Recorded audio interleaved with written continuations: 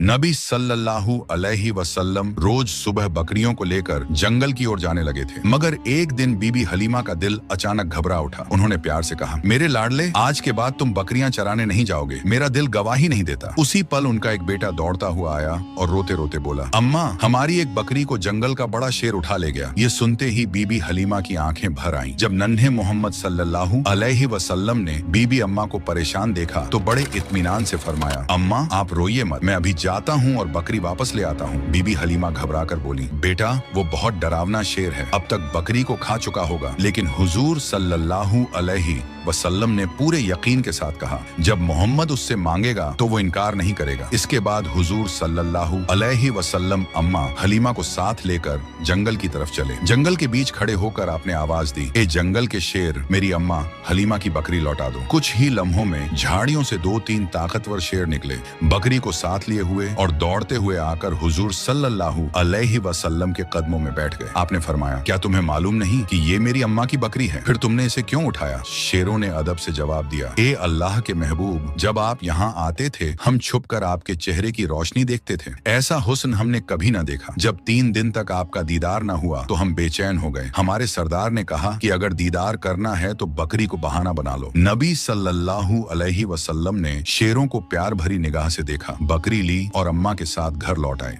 जब यह वाकया लोगों तक पहुंचा तो हर तरफ हैरत फैल गई। लोग कहने लगे, हलीमा का 3 साल का बेटा शेर से बकरी वापस ले आया। सब समझ गए कि यह कोई मामूली बच्चा नहीं है। इस तरह बचपन से ही नबी सल्लल्लाहु अलैहि वसल्लम की शान और पहचान बढ़ती चली गई। उसी दौरान एक दिन रेगिस्तान की हवा कुछ बदली बदली सी थी। बीबी हलीमा की झोपड़ी के पास बच्चे खेल रहे थे और नन्हे मोहम्मद सल्लल्लाहु अलैहि वसल्लम भी उनके साथ मासूमियत से खेल रहे थे। अचानक खेलते खेलते आपका चेहरा सफेद पड़ गया और आप जमीन पर गिर पड़े। उसी वक्त आसमान से 2 फरिश्ते उतरे। उनके हाथों में चांदी का तसला था जिसमें बर्फ और झमझम का पानी भरा हुआ था। उन्होंने नरमी से हुजूर सल्लल्लाहु अलैहि वसल्लम को उठाया, लिटाया और सीना मुबारक खोला। डर के मारे बच्चे भागते हुए बीबी हलीमा के पास पहुंचे और चिल्लाकर बोले, अम्मा, मोहम्मद के साथ कुछ अजीब हुआ है। बीबी हलीमा और उनके शौहर हारिस घबराकर दौड़े और देखा कि नन्हे मोहम्मद सल्लल्लाहु अलैहि वसल्लम जमीन पर लेटे हुए हैं। आगे की कहानी जानने के लिए पार्ट 4 जरूर देखें।